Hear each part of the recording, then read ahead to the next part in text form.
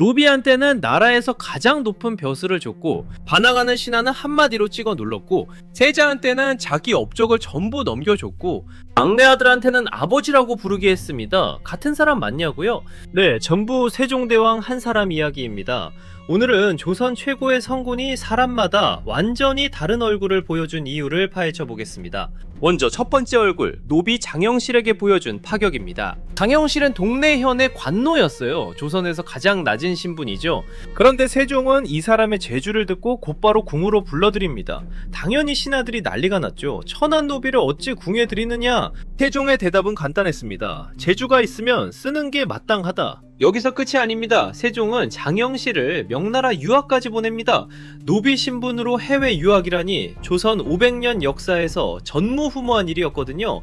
장영실은 돌아와서 자경루, 앙보일구, 추구기를 만들어냅니다. 종삼품, 대호궁까지 올라가요. 노비 출신이 정삼품 바로 아래까지 간 겁니다. 그런데 이 이야기에는 그림자가 있습니다. 세종 24년 장영실이 만든 어가가 부서지는 사건이 벌어져요. 장영실은 곤장 80대를 맞고 그 뒤로 실록에서 완전히 사라집니다.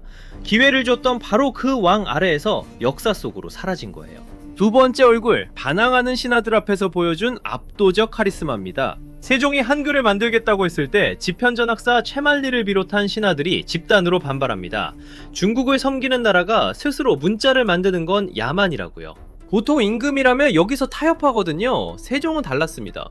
니들이 백성의 마음을 아느냐? 이 한마디로 논쟁을 끝내버려요. 최만리를 하옥시키고 한글 창제를 밀어붙입니다. 이게 그냥 고집이 아니었어요. 세종은 신하들이 반대할 걸 알고 비밀리에 한글 연구를 진행했고 완성된 결과물을 들이밀며 승부를 건 겁니다. 준비된 카리스마였던 거죠. 이 영상이 도움이 되고 있다면 좋아요 한번 눌러주시면 정말 큰 힘이 됩니다. 세 번째 얼굴이 가장 안타깝습니다. 세자 문종에게 보여준 모습이에요. 문종은 세자 시절만 무려 30년이었습니다. 세종이 말년에 당뇨, 안질 등으로 거의 앞을 볼 수 없게 되면서 문종이 사실상 대리청적을 합니다.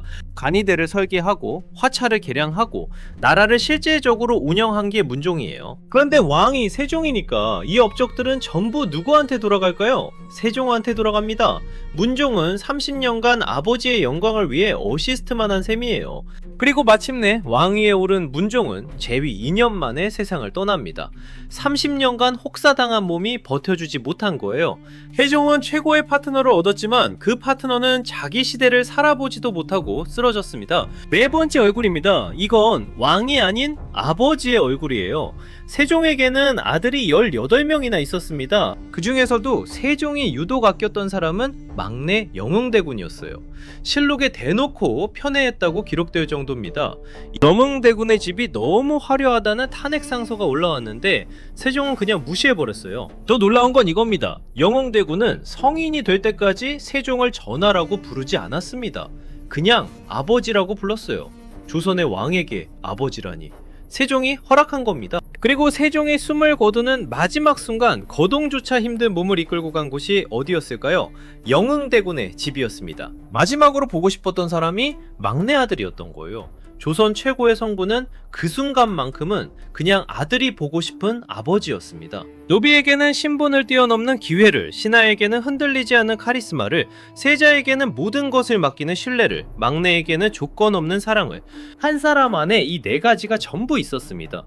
우리가 세종을 위대하다고 부르는 건 한글을 만들어서가 아니라 사람마다 다른 방식으로 마음을 움직일 줄 알았기 때문 아닐까요? 지금 여러분 옆에 있는 사람에게는 어떤 얼굴이 필요한지 한번 생각해 보시면 좋겠습니다.